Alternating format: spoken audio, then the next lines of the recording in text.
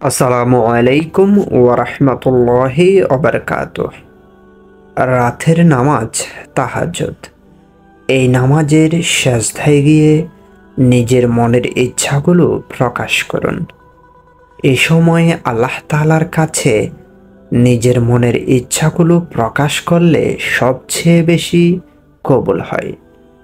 নবী করিম সাল্লাল্লাহু আলাইহি ওয়াসাল্লামের হাদিসে এই সম্পর্কে সুস্পষ্ট দিক নির্দেশনা দেওয়া হয়েছে। আল্লাহ তাআলা তার প্রিয় বন্ধু নবী করিম সাল্লাল্লাহু আলাইহি ওয়াসাল্লামের প্রতি এই মর্মে আয়াত নাজিল করেন। রাতের সামান্য সময় তারা ঘুমে থাকেন, শেষ রাতে তারা ইস্তেগফার করেন। সূরা জারিয়াত আয়াত নম্বর 17 থেকে 18। যে ব্যক্তি রাতের বেলায় সাজদারত বা দাঁড়ানো থাকে, পরকালের ভয় করে এবং নিজ রবের অনুগ্রহ প্রত্যাশা করে, সে কি তার সমান যে এমনটি করে না? বলুন, যারা জানে আর যারা জানে না, তারা কি সমান হতে পারে? বস্তুত বুদ্ধিমানরাই উপদেশ গ্রহণ করে থাকে। সূরা আজ-জুমার আয়াত নম্বর 9। নিশ্চয় জান্নাতের মধ্যে এমন কতিপয় সুন্দর প্রাসাদ রয়েছে, যার বাহিরের দৃশ্যগুলো ভেতর থেকে দেখা যায় এবং ভেতরের দৃশ্যগুলো বাহির থেকে দেখা যায়। এক বেদুইন দাঁড়িয়ে বলল, হে আল্লাহর রাসূল, এই প্রাসাদগুলো কার জন্য? তিনি বললেন, যার কথা নরম, ক্ষুধার্তকে খাদ্য প্রদান করে, নিয়মিত নফল রোজা রাখে এবং রাতের বেলায় মানুষ যখন ঘুমিয়ে পড়ে তখন নামাজ পড়ে।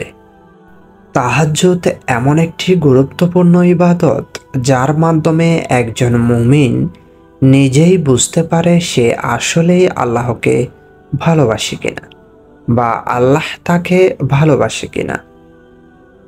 শুধু ফেসবুকে ইসলামিক পোস্টে লাইক দিয়ে অথবা গাড়ির বাম্পারে ইসলামিক স্টিকার লাগালেই আল্লাহকে ভালোবাসা হয় না, বরং রাতের শেষ অংশে সর্বশক্তিমান আল্লাহর সাথে একান্তে দীর্ঘ সময় অতিবাহিত করাই হলো তাকে ভালোবাসা।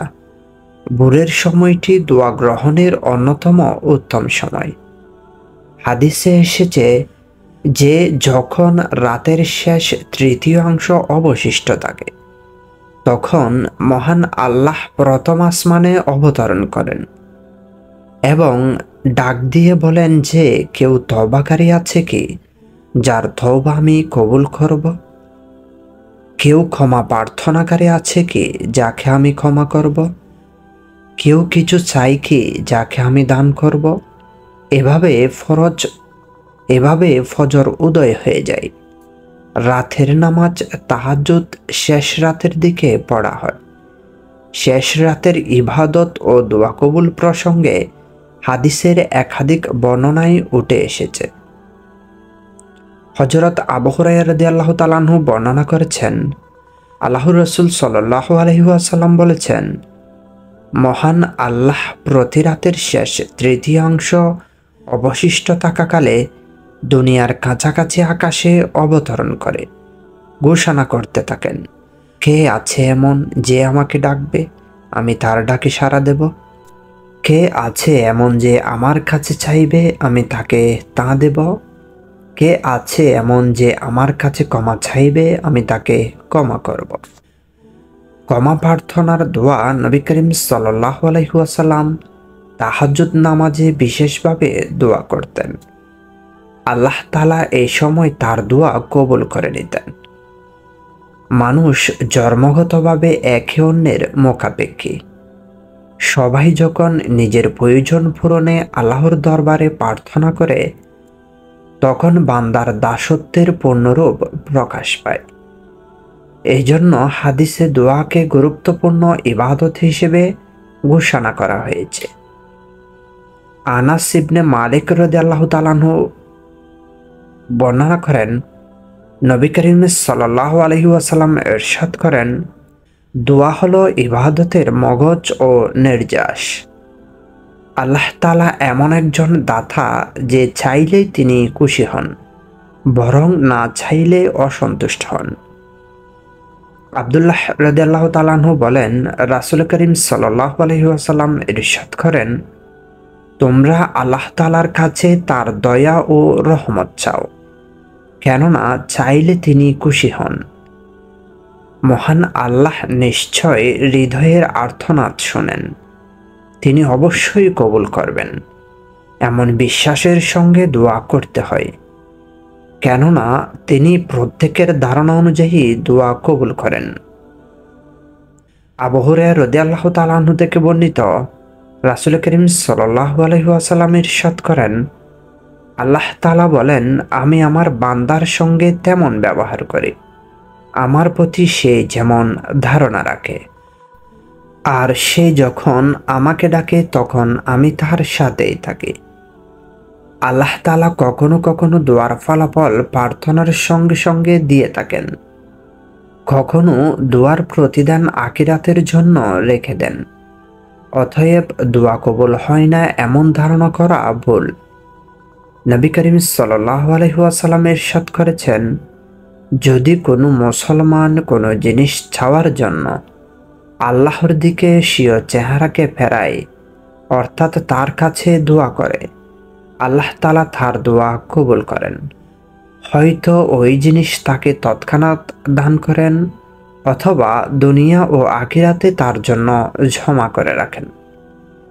দোয়া কবুল হওয়ার বিশেষ বিশেষ কিছু সময় আছে। তাহাজ্জুদের ওয়াক্ত উত্তম সময়। আবু হুরায়রা রাদিয়াল্লাহু তাআলা আনহু থেকে বর্ণিত, নবী করিম সাল্লাল্লাহু আলাইহি ওয়াসাল্লাম ইরশাদ করেন, প্রত্যেক রাতের শেষ তৃতীয় অংশ বাকি থাকতে আমাদের রব আমাদের নিকটতম আসমানে অবতরণ করে ঘোষণা করতে থাকেন, কে আছে আমার কাছে দোয়া করবে, আমি তার দোয়া কবুল করব। আমার কাছে কে প্রার্থনা করবে, আমি তাকে দান করব। আমার কাছে কে তার গুনাহ মাফ চাইবে, আমি তাকে ক্ষমা করে দেব। হাত তুলে দোয়া করা সুন্নত। উভয় হাতের আঙ্গুলগুলো স্বাভাবিক রেখে সিনা বরাবর হাত রেখে দোয়া করতে হয়। সালমান ফারাসি রাদিয়াল্লাহু তাআলা আনহু থেকে বর্ণিত, নবী করিম সাল্লাল্লাহু আলাইহি ওয়াসাল্লাম ইরশাদ করেছেন, নিশ্চয়ই আল্লাহ তাআলার অনেক শরম ও আর্থ মর্যাদা আছে। সুতরাং মানুষ যখন চাওয়ার জন্য তার নিকট দুহাত উত্তোলন করে, তখন তিনি সেই হাত দুটিকে ব্যর্থ ও খালি ফেরত দিতে লজ্জাবোধ করেন। দোয়ার শুরুতে আল্লাহর প্রশংসা করা এবং নবী করিম সাল্লাল্লাহু আলাইহি ওয়াসাল্লামের উপর দরুদ পাঠ করা জরুরি। দ্রুত দোয়া কবুল হওয়ার সহজ উপায়। ফাদালা ইবনে উবাইদ রাদিয়াল্লাহু তাআলা আনহু বলেন, একবার রাসূল করিম সাল্লাল্লাহু আলাইহি ওয়াসাল্লাম শুনতে পান যে জৈনক ব্যক্তি আল্লাহর শ্রেষ্ঠত্ব বর্ণনা ও নবী করিম সাল্লাল্লাহু আলাইহি ওয়াসাল্লামের উপর দরুদ পাঠ ছাড়া দোয়া করতে শুরু করে। তিনি বলেন, সে তাড়াহুড়া করেছে। আল্লাহর প্রশংসা ও দরুদের মাধ্যমে দোয়া শেষ করতে হয়, তারপর হস্তদ্বয় দ্বারা মুখমণ্ডল মুছে নিতে হয়।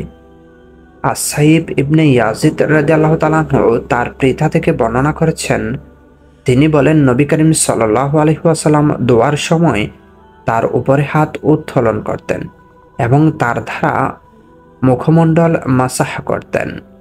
মহান আল্লাহ আমাদের সব দোয়া কবুল করুক, আমিন।